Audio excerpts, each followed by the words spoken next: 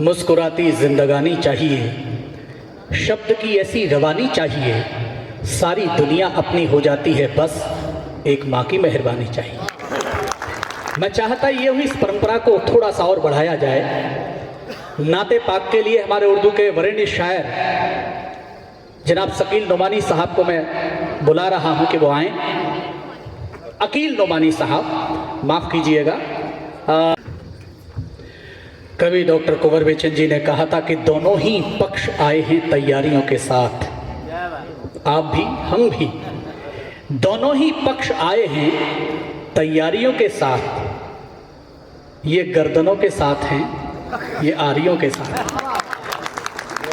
अच्छी बात पर जब आप खामोश रह जाते हैं और जुमलेबाजी पर उस पर ठहाके लगाते हैं, तो अच्छा लिखने वाला सोचता है कि जब हल्के में काम चल सकता है तो भारी क्यों चलाया जाए। जब तेल बिक रहा हो तो घी का सौदा नहीं किया जाता। और मुझे ऐसा लगता है जो हमारी कवि सम्मेलन की अनूपपुर की विराट परंपरा रही है प्रारंभ से, उसको और उन्नत किया जाए। लेकिन बात कहाँ से शुरू करूं? कवि डॉक्टर कुंवर बेचन जी ने कहा कि पहले तो ये धीरे धीरे ये जो नए लोग आए हैं, कुछ वो घबराहट में है कि कैसा सुनेंगे, क्योंकि 8 वर्ष पहले हुई परंपरा को इन 8 वर्षों में कितना बदलाव ला दिया है सोशल मीडिया ने। तो कैसा सुनेंगे पता नहीं है, लेकिन मैं इनसे बस इतना कहना चाहता हूं कि पहले तो ये धीरे धीरे यूं ही हिलते डुलते हैं। पहले तो ये धीरे धीरे यूं ही हिलते डुलते हैं। दिल के दरवाजे हैं आखिर खुलते खुलते खुलते। ये हमारा बहुत प्यारा छोटा भाई है और ये इतना छोटा है कि बोलने में भी लगता है कि ज्यादा ही छोटा हो गया, लेकिन कमाल का व्यक्ति है। बात कहां से शुरू की जाए, किसे पहले बुलाया जाए, ये बड़ा धर्म संकट का विषय होता है। लेकिन ये पहला कवि है जिसने कहा कि शुरुआत मैं करूंगा।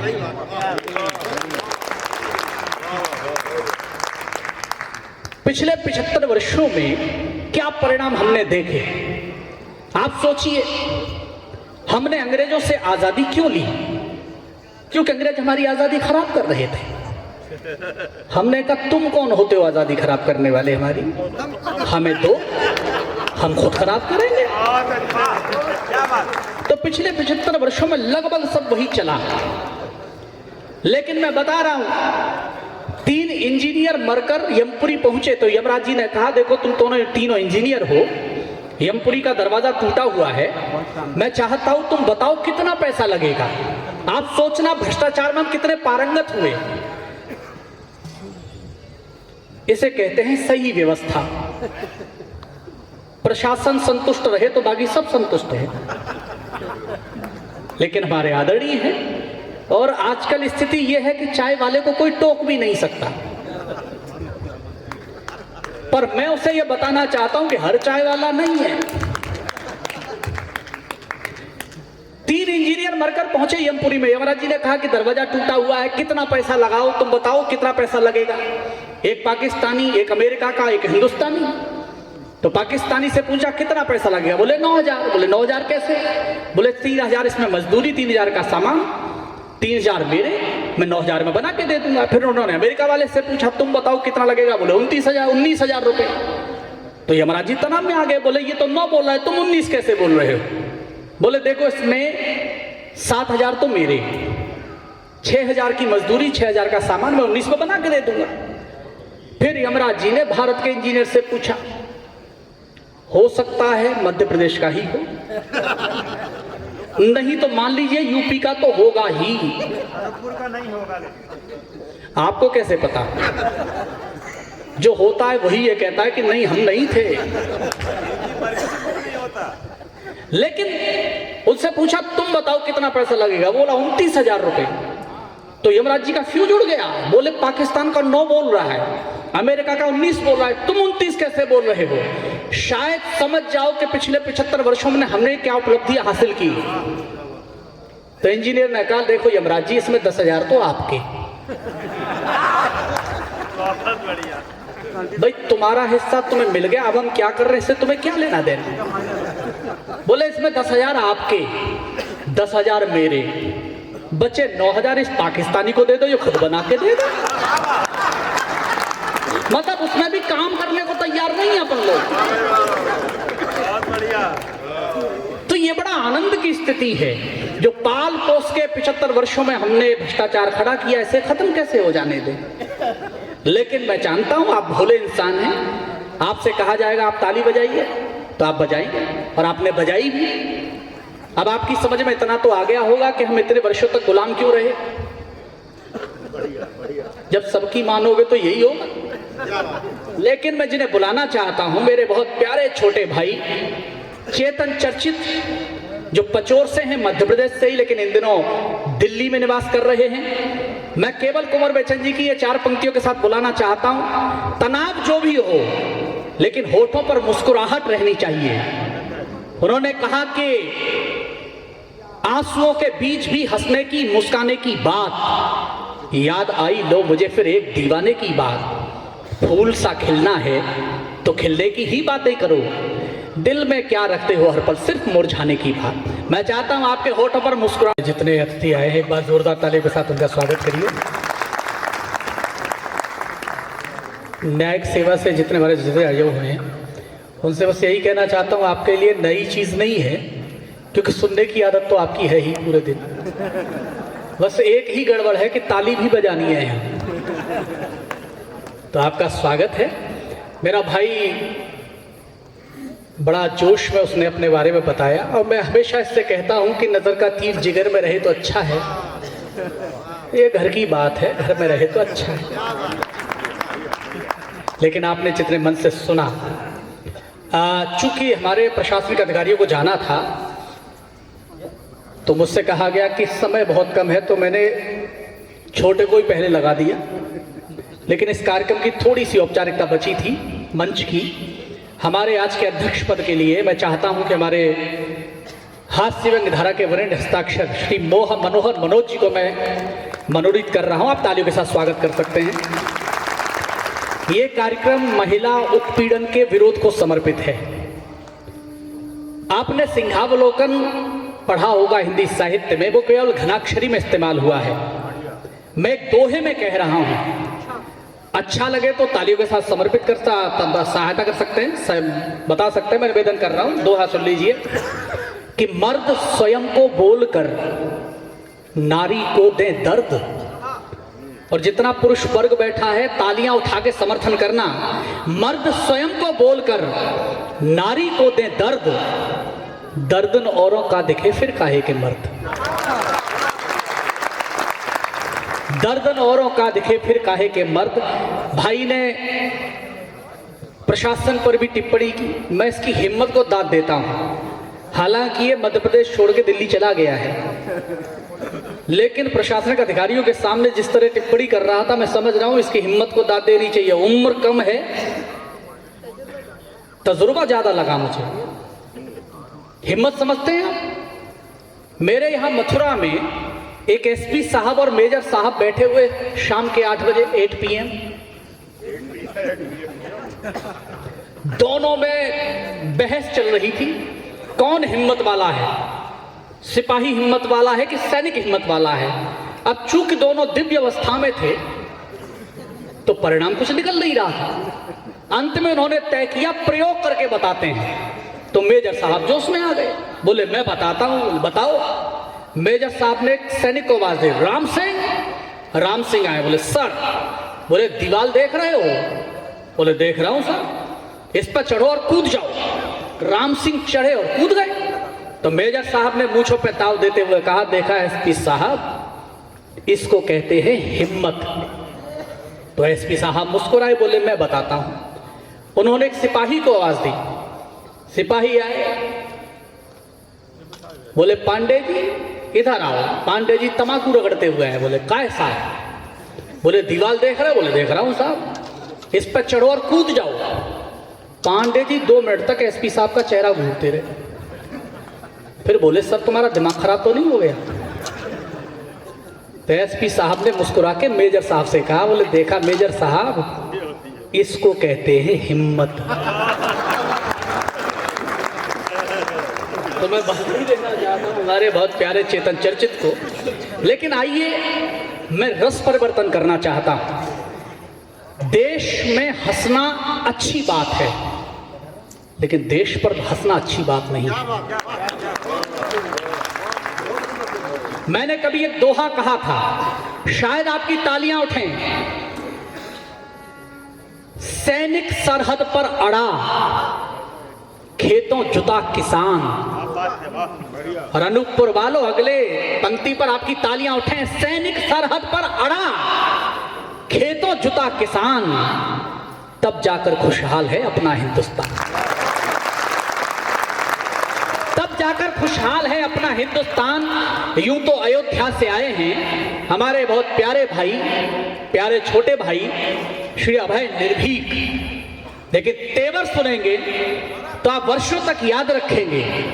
मैंने कभी कहा था, 4 पंक्तियां उनकी अगवानी में पढ़ता हूं, लेकिन आपकी ऊर्जा भी चाहिए।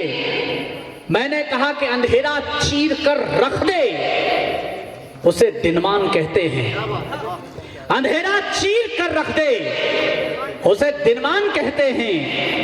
मनुष्यता को रहे हितकर, उसे वरदान कहते हैं। और इन 2 पंक्तियों पर अनूपपुर वालों एक बार दिखा देना ऊर्जा के साथ। अंधेरा चीर कर रख दे, उसे दिनमान कहते हैं। मनुष्यता को रहे हितकर, उसे वरदान कहते हैं। और उसी के घर में घुस सब खत्म कर आतंक के अड्डे, जहां वाले इसी तेवर को हिंदुस्तान कहते हैं। जहां वाले इसी तेवर को हिंदुस्तान कहते हैं। आपके रक्त में ऊर्जा प्रवाहित करने के लिए ओजस्वी धारा के अपने बहुत प्रिय अभय निर्भीक जी को आमंत्रित करना चाहता हूं, और चाहता हूं कि आपकी तालियां उठे। एक बार प्यार के साथ, सम्मान के साथ बुलाइए अभय निर्भीक जी, एक बार जोरदार तालियों के साथ। कहां चले? बाबा लोग जा रहे हैं। अरे नहीं, वो कोई बात नहीं है। मैं, आप क्यों डर रहे हो इतना? ये निकहत अमरो भी आपने सुना। उम्मीद करता हूं कि आपको पसंद आया होगा। एक बार जोरदार तालियां बजा दीजिए। मुझ पर काफी शाकाहारी प्रहार किए गए। अब कल मेरी मैरिज एनिवर्सरी थी और आज मैं यहां हूं, लेकिन तालियां उठाना तो इस बात पर उठाना। मैं एक बार अमरोहा गया, इन्होंने यही नज्म पढ़ी, तो मैंने एक ताऊ से पूछ लिया। मैंने कहा, ताऊ जी इसका मतलब समझ में आ रहा है कि क्या कह रही है? बोले, लाला क्या है, लाली तैयार तो है पर गुस्सा में है, थोड़ा सा मनाओगे तो मान जाएगी, वरना तो जिसे मना करना वो एक बार मना करेगी, चल हट, निकल लेगी। इतनी बहस थोड़ी करेगी, वो खुद चाहती है मनाओ। लेकिन जो मन से उन्होंने पढ़ा है, आइए, मां पर उन्होंने एक गजल कही, लेकिन मैं एक दोहा पढ़ना चाहता हूं कि मां पानी है जो ढले बर्तन के अनुरूप। और अगली पंक्ति पर उठाना तालियां। मां पानी है जो ढले बर्तन के अनुरूप, ईश्वर तक अनजान है मां के कितने रूप। मां पानी है जो ढले बर्तन के अनुरूप। ये जो चहल चोहलबाजी हो रही है, असल में क्या होता है, उपहास करने का हमारा कोई इरादा नहीं होता। हास प्रयास में आप थोड़े ठहाके लगा लेते हैं तो हम बोल देते हैं, चाहे वो राजनीतिक टिप्पणियां हों, चाहे कैसी भी टिप्पणियां हों। लेकिन मेरठ के एक बहुत अच्छे कवि सत्यपाल सत्यम जी ने कहा, चांद से उतरती है चांदनी तो दिखती है, चांद पे लगा हुआ कलंक नहीं दिखता। चांद से उतरती है चांदनी तो दिखती है, चांद पे लगा हुआ कलंक नहीं दिखता। सांप के डसे का विष फैलता तो दिखता है, आदमी के डसने का डंक नहीं दिखता। मैं जिन्हें बुलाना चाहता हूं, उर्दू अदब के बड़े शायर हैं, मेरे बड़े भाई हैं। और अच्छी बात यह है, कई बार शायरी जब आपसे चली जाती है, जन आम जन की हो जाती है। मुरारी बापू के शेर को कई बार कोट करते हैं, ऐसे हमारे बड़े भाई अतुल अजनबी यहाँ पर हैं। मैं कहना चाहता हूँ, चांद से उतरती है चांदनी तो दिखती है, चांद पे लगा हुआ कलंक नहीं दिखता, सांप के डसे का विष फैलता तो दिखता है, आदमी के डसने का डंक नहीं दिखता। संगे मरमरी मद भरी देह दिखती है, वासना में भरा हुआ अंक नहीं दिखता। और अगली पंक्ति पर अनुपुर वाले उठा लेना, संगे मरमरी मद भरी देह दिखती है, वासना में भरा हुआ अंक नहीं दिखता। जब से हमारा पेट भरने लगा है यारो, हमें दुनिया में कोई रंग नहीं दिखता। सच्चाई यही है। जो लोग उठ के जा रहे हैं, बस एक निवेदन कर दूं, 3 या 4 कवि शायर हमारे मौजूद हैं, आप अच्छा सुनिए क्योंकि आप प्रारंभ से अच्छा सुनते आए हैं, और अंत तक सुनकर जाइए क्योंकि क्रीम अभी बाकी है। और मैं केवल इतना सा कहना चाहता हूं, अच्छी कविताएं सुनकर अच्छी प्रतिक्रिया देंगे तो अच्छी कवि अपनी सबसे अच्छी कविता आपको सुनाएंगे। मैं उन्हें बुलाना चाहता हूं, उनका तेवर समझिए। मथुरा के हमारे महेंद्र हुमा एक शायर हैं, उनका कहना है कि क्या हुआ, कुर्सी नहीं है, धन तो है। और अगले मिसरे पर उठाना तालियां और उन्हें बुलाइए। क्या हुआ, कुर्सी नहीं है, धन तो है, ऐश करिए, आप में ये फन तो है। एक बार दोनों हाथ उठाकर तालियों के साथ बुलाइए। यदि ठाने शत्रु को ये जड़ से उखाड़ देते हैं, कोई 2-2 हाथ करना भी यदि चाहता तो एक बार में ही भूमि पे पछाड़ देते हैं। कोई 2-2 हाथ करना भी यदि चाहता तो एक बार में ही भूमि पे पछाड़ देते हैं। कोई माया मातृभूमि पे कुदृष्टि डालता तो ऐसे आईनों के चेहरे बिगाड़ देते हैं। और एक उपमा दे रहा हूं, रोमांच पैदा हो जाए, नई नहीं है, पुरानी है, लेकिन मेरे कहने का सलीका पकड़ना। रोमांच पैदा हो तो तालियों का महोत्सव करना कि कोई माया मातृभूमि पे कुदृष्टि डालता तो ऐसे आईनों के चेहरे बिगाड़ देते हैं। वंशज भरत के हैं, सामने हो सिंह के भी, खेल खेल में ही जबड़े को फाड़ देते हैं। कि वंशज भरत के हैं, सामने हो सिंह के भी, खेल खेल में ही जबड़े को फाड़ देते हैं। वार करते हुए आतंकी जान लेते, काश भारतीय लहू की रवानी जाग जाती है। अमेरिका आज तक तनाव में है। अभिनंदन, अगर आपको याद हो, अमेरिका आज तक तनाव है कि हिंदुस्तान के 60 साल पुराने विमान ने हमारा अत्याधुनिक विमान मार कैसे दिया। और मैं कहता हूं कोई सी विमान ने कोई विमान नहीं मारा दोस्तों, ये हिंदुस्तान के हौसले ने मारा था। क्या बात है, वाह। और तब कहा था मैंने, साहस संयम शौर्य सजगता का शत-शत वंदन है। साहस संयम शौर्य सजगता का शत-शत वंदन है। भारत मां के नंदन अभिनंदन का अभिनंदन है। कैसे मारा होगा, अगर आपकी आंखों के सामने चित्र घूम जाए तो फिर मुझे बताइएगा कि वार करते हुए आतंकी जान लेते, काश भारतीय लहू की रवानी जाग जाती है।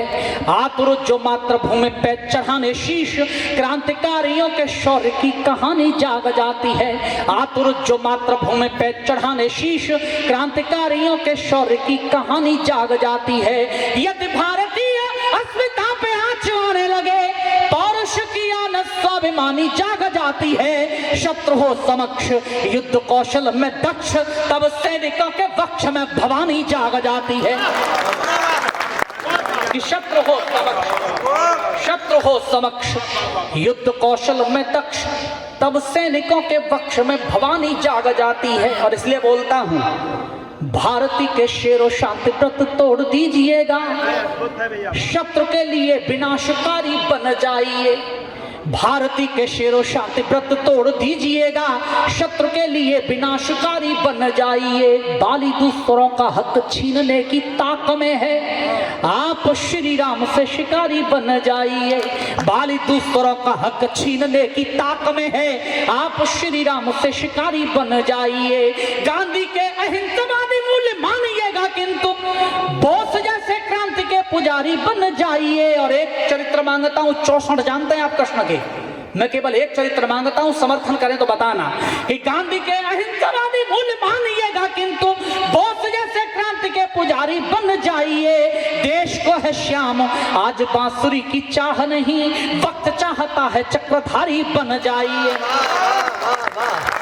कि देश को है श्याम आज बांसुरी की चाह नहीं, वक्त चाहता है चक्रधारी बन जाइए। आइएगा, जो मैंने आपसे बोला था कि मैं आपको कुछ ऐसा सुनाने वाला हूं जो हिंदी साहित्य में, हिंदी लिटरेचर में नहीं होगा।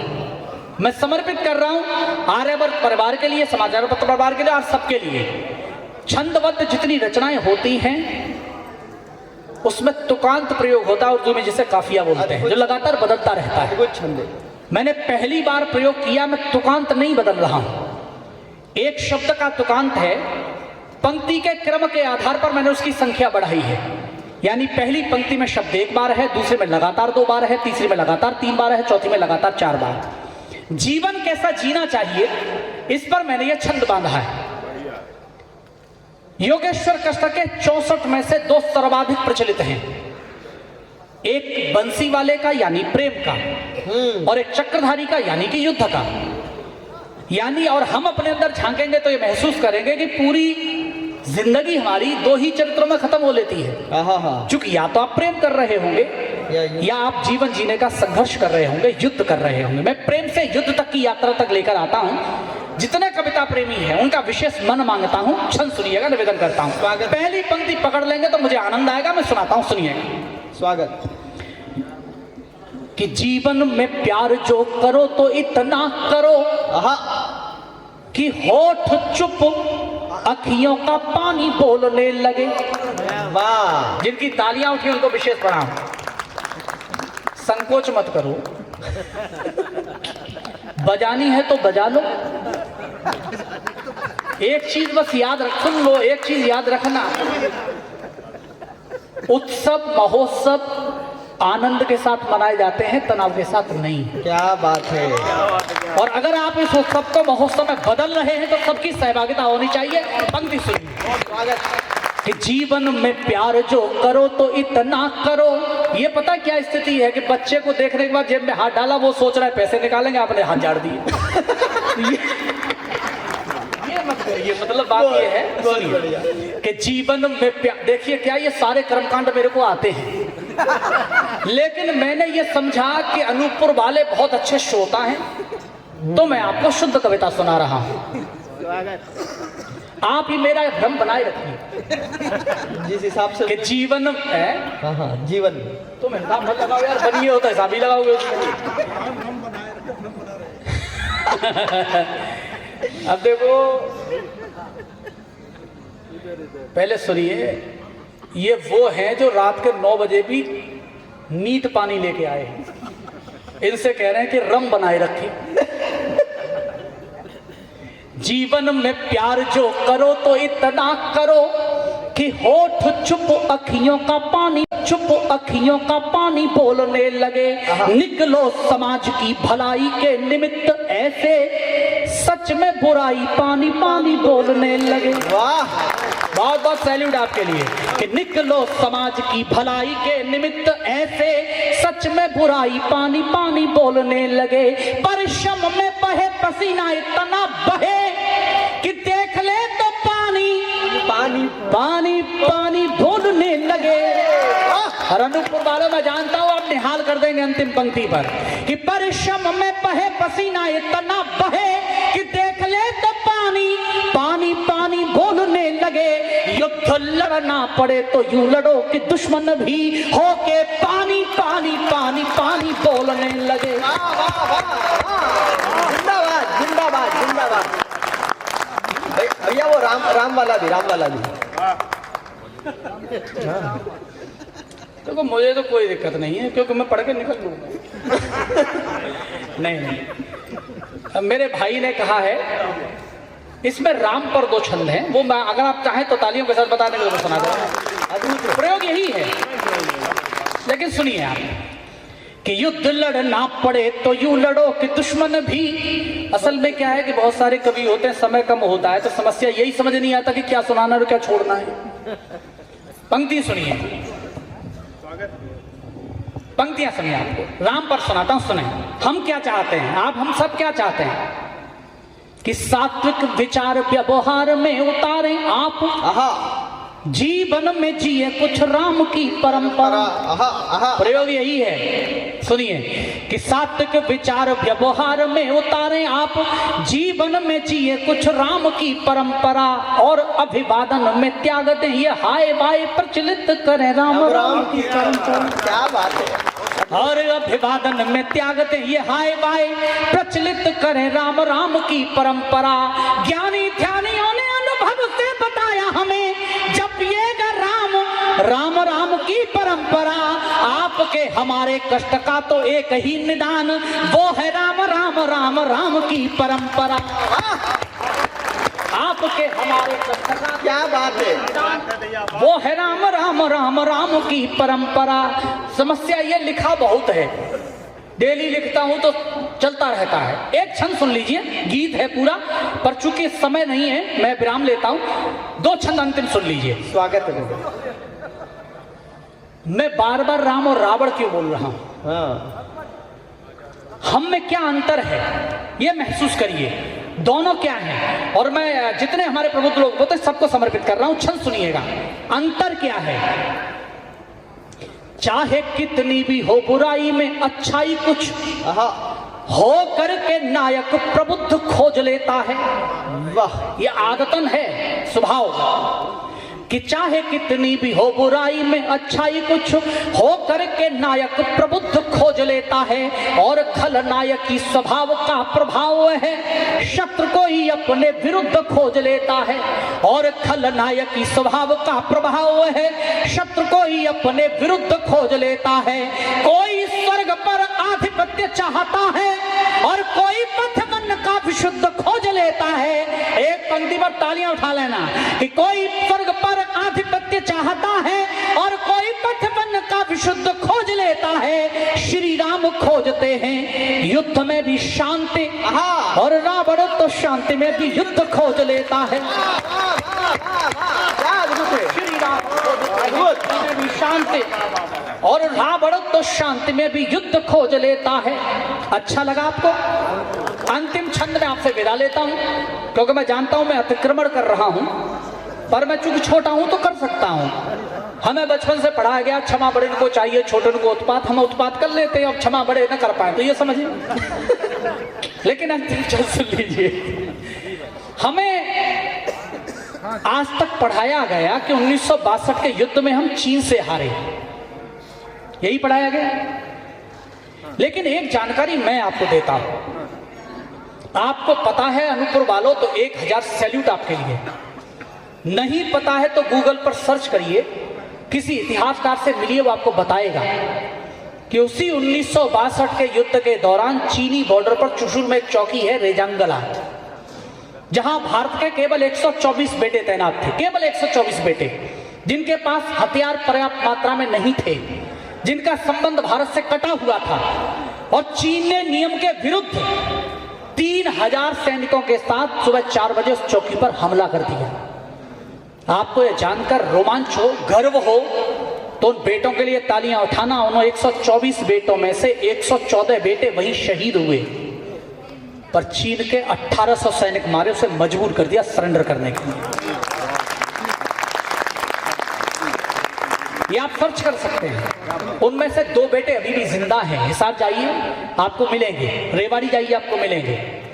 और हम समाचार पत्रों में पढ़ते हैं चीन डोकलाम की तरफ आंखें गड़ाए हुए हैं। और मैं कई बार सोचता हूं कि जिसे खुद की आंख दिखाई नहीं देती वो हमारी तरफ गड़ाए हुए हैं।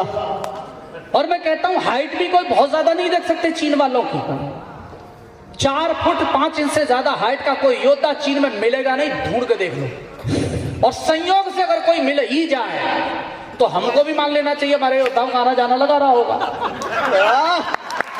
तो अगर तालियां बजाओ तो अच्छी बजाओ।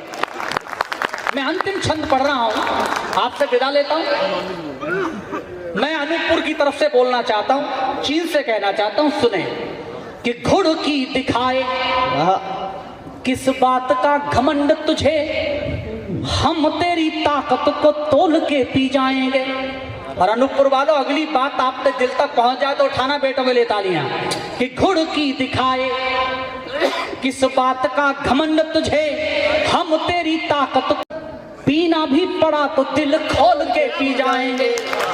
हम हैं अमर जो शहादत का सोमरस, पीना भी पड़ा तो दिल खोल के पी जाएंगे। हम नीलकंठ हैं उगलता जहर जो तू, हर हर महादेव बोल के पी जाएंगे। और अंतिम पंक्ति पर जितनी तालियां उठा सकते हैं उठाना, कि हम नीलकंठ हैं उगलता जहर जो तू, हर हर महादेव बोल के पी जाएंगे। भारत से कभी टकराना नहीं चीन, यहाँ चाय वाले हैं जो चीनी खोल के पी जाएंगे।